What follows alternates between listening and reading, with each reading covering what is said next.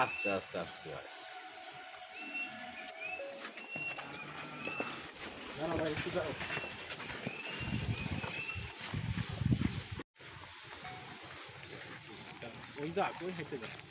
বাতাস হলো এইদিকে, ওদিক থেকে এদিকে।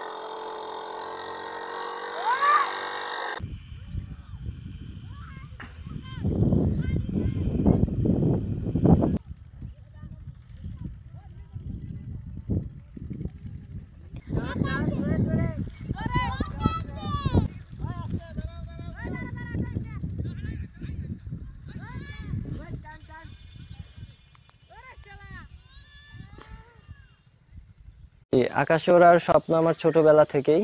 তো একটা সময় গ্যাস বেলুন অথবা ঘুড়ির সাহায্যে ওড়ার চিন্তা ভাবনা করতাম, কিন্তু ওইভাবে আসলে সফল হয় নাই। পরবর্তীতে আমি দেখতে পাই যে কক্সবাজারে প্যারাসেলিং করে ওরা 5 মিনিট উঠতে 2500-3000 টাকা নেয়, আর সেটাও স্পিড বোর্ডের সাহায্যে। আর আমি চিন্তা করলাম যে পিঠের সাথে ইঞ্জিন দিয়ে যে আমি কোনো কিছু সাহায্য ছাড়া কিভাবে উঠতে পারি। তো ওই চিন্তা থেকে আমি এই প্যারাগ্লাইডারটা বানাই। প্রথমে আমি একটা রিমোট কন্ট্রোল প্যারাগ্লাইডার বানাই, প্যারামোটর। ওইটা বানিয়ে আমি সফল হই, ওইটা নিয়ে পরীক্ষা নিরীক্ষা করে তারপর 1 বছর আগে আমি এই বড় প্যারাগ্লাইডারটা বানানো শুরু করি।